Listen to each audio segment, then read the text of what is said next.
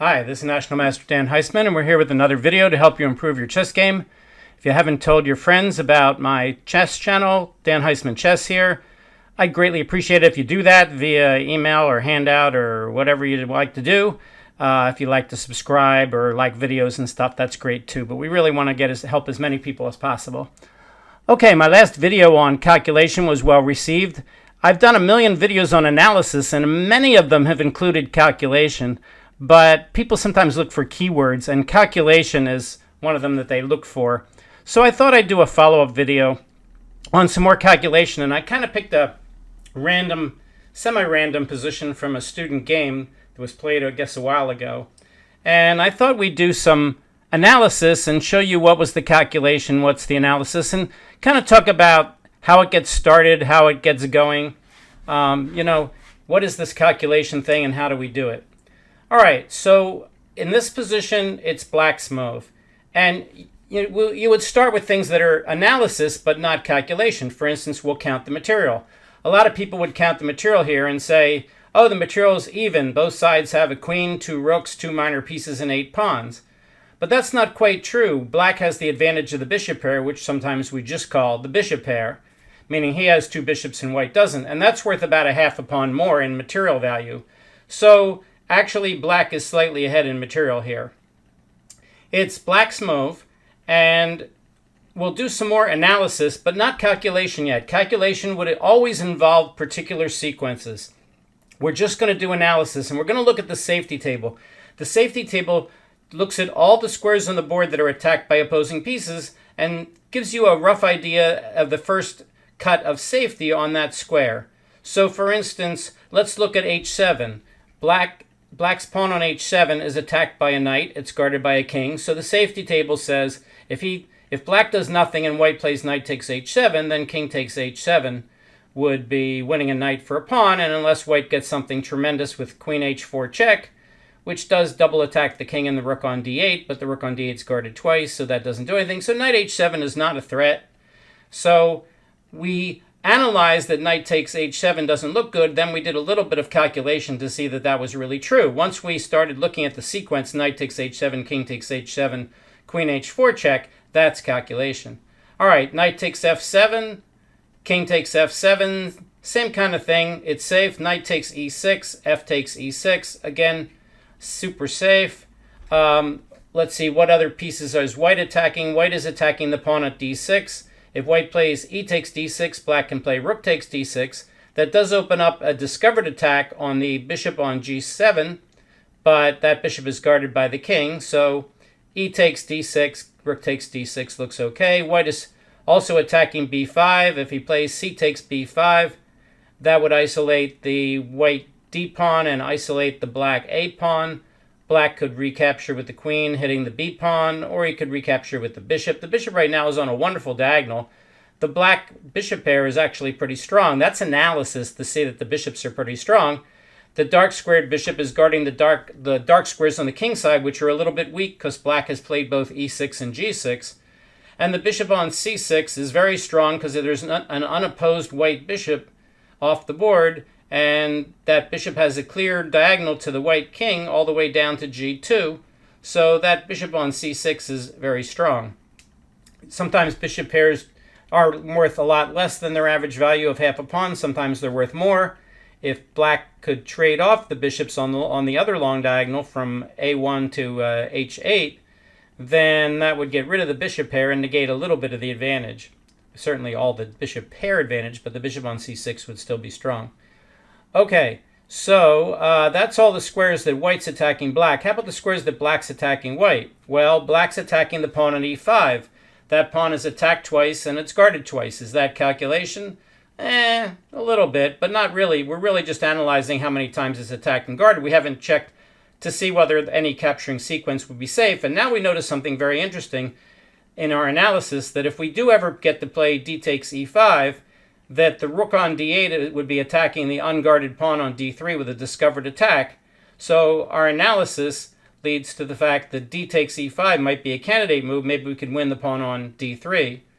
What else is black attacking on white? Black's bishop on c6 is attacking the pawn on g2, but it's guarded by a queen and a rook, queen and a king.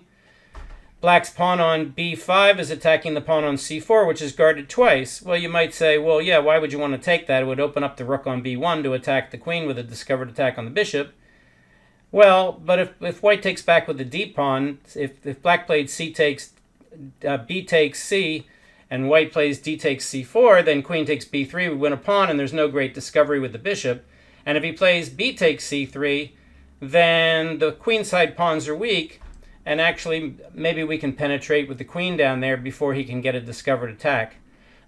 So even though superficially it looks like playing b takes c4 is not worthwhile because it opens up a rook against the queen, just to do that for just to say that for no reason and never ever look at doing that would be what I call hand waving, which is just using general principles to make moves instead of doing analysis and the intended calculation. All right, so now we have a pretty good idea from analysis what the material balance is and what the safety issues are. Now we have to start doing some calculation. And they always say something like, let's roll up our sleeves and do some calculation. So we have to find some candidate moves, and our candidate moves should start with the checks, captures, and threats. We don't have any meaningful checks. Bishop takes g2 check is not worth looking at. So we'll look at some captures and see if we can get somewhere. We already mentioned we might be able to go after that pawn on d3. So let's take a look. If we play d takes e5, white can capture back with the bishop on b2 or the pawn on f4. That's calculation. So we're starting to calculate. We're looking at a specific sequence of moves now. Which one would he do? Well, look at that queen on f2 and the rook on f1. Right now, it's blocked by the pawn on f4 to try to get down to f7 and really harass the black king.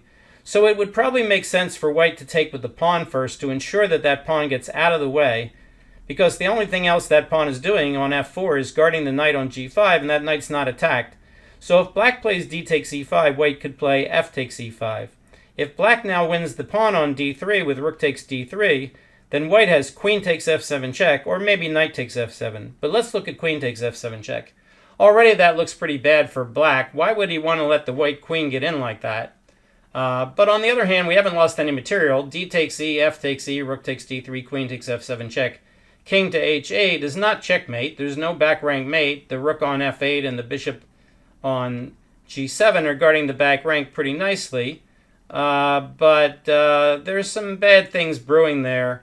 The rook on f1 could come down to f6, and we probably can't even take it with the bishop because of the mating attack. For instance, d takes e5. Well, let's visualize that. D takes e5, f takes e5, rook takes d3, queen takes f7 check, king to h8, rook to f6. What happens on bishop takes f6? Well, then queen takes h7 checkmate. If you can't visualize that, and you can't calculate like that, let's look at pawn takes, rook takes question mark, queen takes check, king here. Now, white shouldn't play rook to f6. It's not a bad move, but he could just win this pawn for free. I'm sure that's probably better. Just play knight takes e6 and threaten queen takes g7 mate, and that should be enough to convince you that this is not a good line. But on rook here, adding a third attacker to this pawn, as we said, bishop takes f6, allows queen takes h7 mate, as I said earlier. Okay, so that's visualization. Visualization is a root skill for doing this kind of calculation. If you can't keep track of where all the pieces are, then it's hard to do calculation. Okay, but after d takes e, f takes e, we don't have to take the pawn on d3 right away. We could guard the pawn on f7, but there's a big problem with that. White's attacking it with a knight, a queen, and backed up indirectly. In our new course, Laura Smith and I call the rook on f1 an indirect attacker on f7. So he's really got three pieces attacking f7, and black's only got one guarding at the rook. So if black now plays a move like, I don't know, queen to b7 or something to guard the pawn on f7, then white could still play knight takes f7. I'm not sure about, yeah, he could even play queen takes f7 check, because bishop takes g2 check is not legal. So again, can you visualize that? Pawn takes, three pieces attacking this pawn on f7 according to my calculation. So we can't guard it because he can just take it. The engine actually says that the best move for black, for white, is now c takes b5, believe it or not. So things are happening on the queen side as well. It doesn't like queen takes f7 check. it says on queen takes f7 check, you can just trade off. And no matter how he takes, well, if he takes with a rook, he's got to watch out for removal of the guards with h6. The computer says bishop h6 wins, so instead we could look at knight takes, hitting the rook. But now the rook can take on d3, and we've traded pawns. Both sides have 6 pawns. But now the bishop pair is getting stronger, and the black rook is penetrating into the white side of the board, and the bishop on b2 is blocked by the pawn on e5, and the pawn on g2 has become weaker. So even though we did trade the d3 pawn for the f7 pawn, the fact that we were able to get the queens off the board was enough to make up for it. I thank Stockfish 16.1 for helping me with the evaluation. Suppose he takes with the knight. Then we could pin the knight, and now we have 3 pieces attacking the knight that's only guarded twice, and it's pinned. And if he checks, it doesn't help him. I could just take it with the bishop. And my rook is guarded on f8 quite adequately. And it's bye-bye knight. So it turns out we can play d takes e5. The engine says if we play d takes e5, that white should actually take with the bishop first to get rid of the bishop pair. And now if black plays rook takes d3, then bishop takes b8, wins the exchange. Although the engine still says black is better after queen takes b8. And we have black with 1 extra pawn for the bishop pair in response for the exchange. So the exchange is worth about 1 pawn and 3/4. The bishop pair is a half. The pawn is 1. So it looks like white's up by 1/4 of a pawn. But this bishop pair is worth way more than a half a pawn. They're both monster bishops now. So the engine says black's actually slightly better.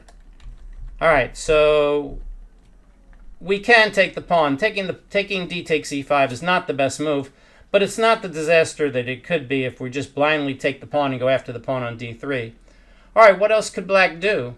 Well, black could just guard f7 so that he is threatening all those things. Once he guards f7, the white pieces are in some trouble.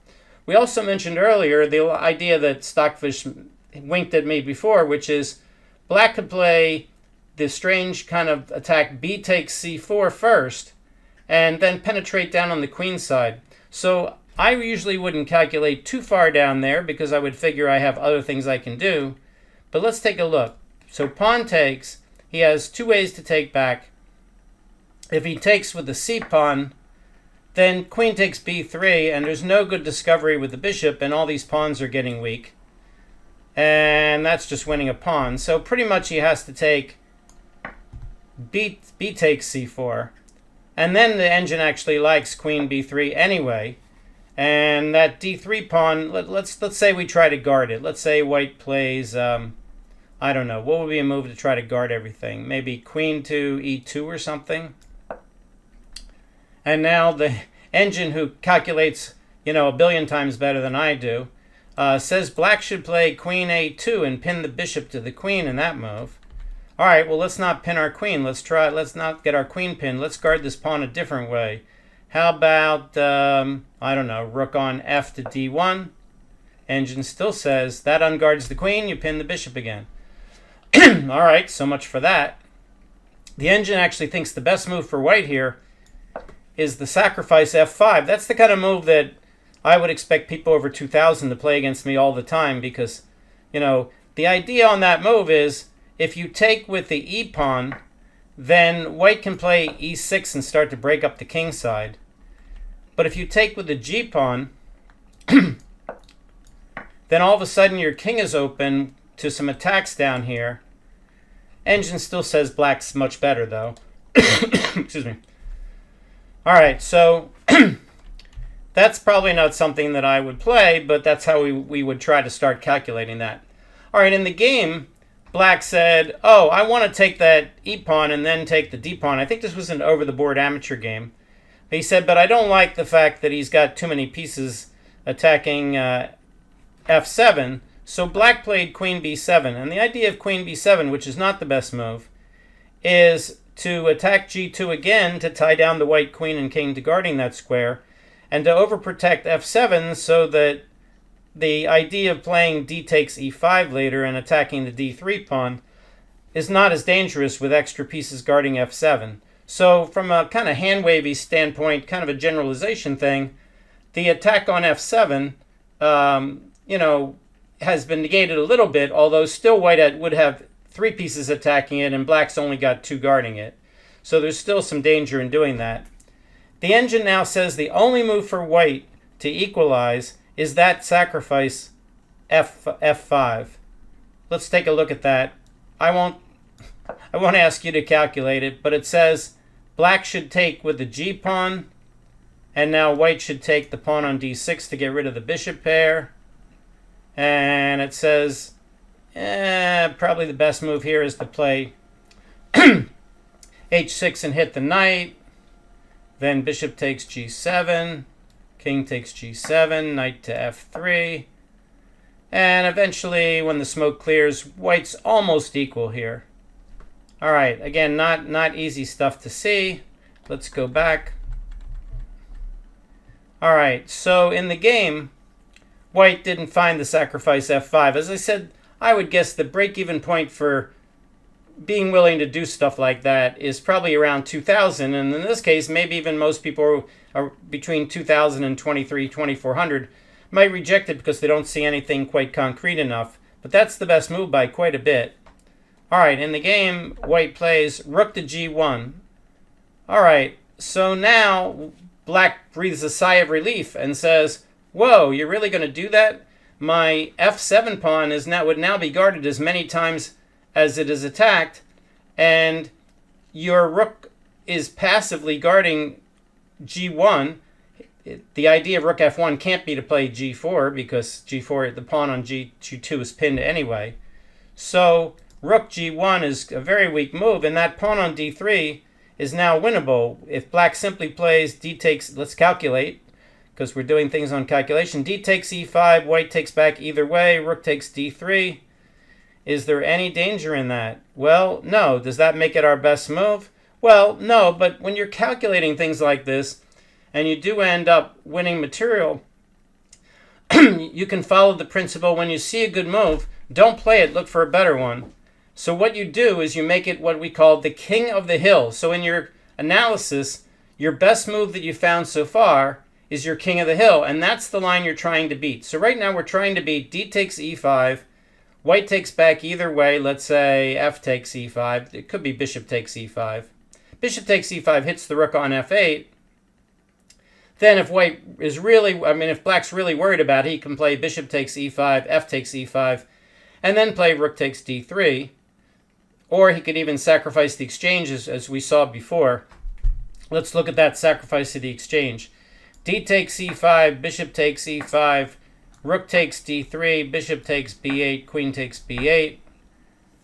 If you evaluate his position and said, oh, white's up 1. How do you get 1? Well, if you use the Reinfeld numbers, which are the kind of beginner numbers of what all the pieces are worth, you would see that white has an extra rook and black has an extra bishop and a pawn, and you say rooks are worth 5, bishops are worth 3, pawns are worth 1. That's only 4. White's up a whole pawn. This is terrible for black. Black's losing. He's down a pawn. Au contraire, says Stockfish 16.1. Black has the bishop pair, worth on the average a half a pawn, but here monstrously more. And black's pieces are much better placed. So actually, Stockfish 16.1 says instead of black, or Stockfish 16, I guess it is here on Lichess, instead of white being up one point, as people like to call it, I call it a pawn, Stockfish 16 says that black is up about 1 in this position. But black didn't have to do that. As we said in our calculation, we could have traded off the bishop first and then taken the pawn.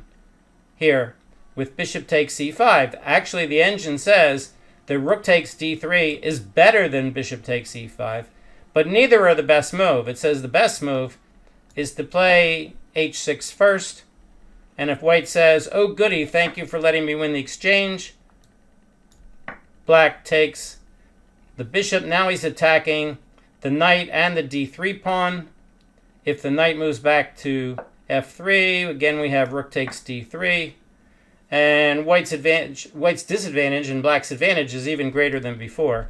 We don't expect you to figure all that out, because I can. I'm not rated 3600 either. But when we're doing calculation, we want to end our calculation with evaluation. And evaluation is a really big skill in chess. Evaluation tells you who stands better, how much better, and more. Most beginners just do evaluation by using the Reinfeld values and coming up with a number, and that number would be an integer number. Of course, the engines don't just use Reinfeld numbers, they use much more sophisticated numbers, and they also use all kinds of positional features. And now they use things like probability of winning, as Larry Kaufman talked about in his 2-part article in Chess Life recently. So the evaluation in terms of probability of winning, which is what AlphaZero helped the other engines learn how to do, or at least learn how to evaluate that way. And evaluation is a big skill, because if you evaluate wrong, then you'll think a sequence is good when it's actually bad, and vice versa. So when you're doing these calculations, if you calculate well and you analyze well, but you evaluate very poorly, when you're looking at different sequences and you're trying to take the one that you want, then you're going to pick the one that's not the best, not because you didn't calculate correctly, which of course is possible also, but because you didn't evaluate correctly. And again, as you get better and better, they do better and better at that. That's why there's no matches anymore between Stockfish 16.1 and Magnus Carlsen. Magnus will tell you he didn't want to waste his time doing stuff like that. Maybe if the computer gave him pawn odds or something, it might be vaguely interesting. All right, so let's take a look. So after rook g1, black can win the pawn. What's actually the best sequence here? Well, the engine says black should play either h6 or b takes c4 first. So let's look at the sequence, and we'll see what the engine calculated. h6, if the knight goes back to f3, it says you can just trade on f3. Let's say bishop takes, pawn takes, opening up that rook. And now d takes e5, and if he plays bishop takes e5, again rook takes d3 is the best move, or bishop takes is equally good. It says now f takes, rook takes d3. Black has won a pawn. He's attacking this f3 pawn twice now. There's no big sacrifice with rook takes g6. Let's go back. All right, also the knight could go to e4. Engine says yes, but that's attacked twice and only guarded once, which means we can take, and when he takes, we could play queen takes e4 right away. The engine keeps saying he really likes this trade over here first. And if white takes back, then simply queen takes e4, and the white position's completely falling apart. Black's up a pawn, he's got all kinds of vulnerable pawns, and black's pieces are just better. All right, so either knight move is no good. The other move is this b takes c4, the move that the humans would hand wave and say, oh, well, that opens up the rook against the queen. We don't want to open up the rook against the queen. But the engine says, what's he going to do? If he takes with the d pawn, we're going to play h6 again. And now it's even hard for him to move the knight, but let's move it. Let's say he goes knight f3. We just take this pawn. Again, he has no good discoveries with the bishop. Just to show you that, let's make a discovery with the bishop. Let's say the bishop goes to a1. The computer goes, oh, Reinfeld says, or the Reinfeld numbers say that the queen is worth 9 and the rooks are worth 5. I can get 2 rooks for my queen. Okay, I'll get 10 for 9. That's winning stuff too. And at the end, the bishop's hanging also. Oh, by the way. So yeah, no good discoveries there. If he takes with the b pawn, we already looked at that? Yeah, we looked at that with h6 here. So actually bad things are even happening on the queen side. We can see bad things are happening for white kind of all over the board a little bit once he played rook to g1. All right, let's finish off the video by showing what happened in the game. We won't do much calculation. Black played h6, white played knight f3, black traded, white let him trade there, black made that discovery on the d pawn, white tried to guard it, black said, oh good, I win a second pawn. White says, I can't trade, I'm losing. Black says, I will attack your rook. White says, I'll attack that pawn twice. Black says, no problem, I'll guard it with a pawn. You can't even attack it with one pawn. White says, I'll attack your pawn on a5. Black guards it. Excuse me. Now black can penetrate on the A file and win easily. Bishop to E1. There's that rook A8. Good idea. Rook G2. All right. After rook G2, black plays king G7. Offers to trade bishops. And now black says, let me pin that bishop. The computer says, that's a big mistake. He can take the bishop, and when you take the rook, he has bishop takes E5 check as an in-between move. And even though black can attack the bishop with the pawn F6, you're losing material. So our calculation now tells us that that bishop on F2 should take the bishop on D4, and all of a sudden white's back in the game. Unfortunately, white just attacks the rook on D8. And now if black trades rooks first, of course, it'll just end up being a rook trade. No matter, white can take either rook he wants, and it's still just going to be a trade. He decides to take that rook. Black says, go away, Mr. Bishop. Bishop E1. Rook gets the open file. King goes in the corner. The rook could have gone rook to A1 and traded rooks here with bishops of the same color and then brought the king up. That would win too, but he brings the rook to the 7th rank. That's probably even better. White says, maybe I can try to guard a pawn. Black says, oh, look, I can start bringing the king up and make a break move. White says, I have nothing to do. I'll just play H4. F5, getting his extra pawns to get ready to create a passed pawn. Check. Desperation. Thank you for the pawn. Bishop takes. Let me get rid of all my pieces and maybe he'll stalemate me, because right now my king has no moves. All I have to do... Now, when your opponent starts doing this and they start giving you all their pieces, all you have to do is say, is this a stalemate? If you're worried about taking the bishop being a stalemate, that'll get rid of the rook. But you really shouldn't be, because when you take the bishop, this pawn can move now, and if he gives away the rook, it's not stalemate. So he tries to give away the pawn. Now, this is where I wouldn't take the pawn. Or you could take it, and that would give the other pawn a move. All right, so you take it, and he tries to get rid of all his pawns. As I said, you certainly don't have to take all these. He does. And white plays rook to B2. And now white all has to say is, why is he doing all this? Well, he's doing all this so he can get a stalemate. Okay, well, why is it stalemate? Well, it's a stalemate because if the rook is attacking all the squares on the 2nd rank and the bishop's attacking the square on G1, then it would be stalemate if we take with the rook. Oh, but we don't have to take the rook at all, or we could take with the bishop and it's not stalemate. So since white's last 8 or 9 moves has been to give away all his pieces, you can't, it's like a tell in poker. He's holding up a giant sign saying, take all my pieces, it's my only chance, you'll stalemate me. Well, if he's telling you that, then of course you're not going to play, the one move you're not going to play here is rook takes B2. You could play bishop takes B2, you could move your rook to any safe square. So any move besides rook A4 with your rook will win the game easily because there's no stalemate. Just don't take the rook. He's just telling you that. And of course, modern day, when people are playing with increments, you should have at least some seconds on your clock to realize that. So what do you think black played? Yep, you guessed it. He played rook takes B2, stalemate, draw. All right, that's a great thing to end on. Thanks for enjoying the video or watching the video. Hope you did enjoy it. And again, please tell your friends about Dan Heisman Chess on YouTube. See you next time. Bye.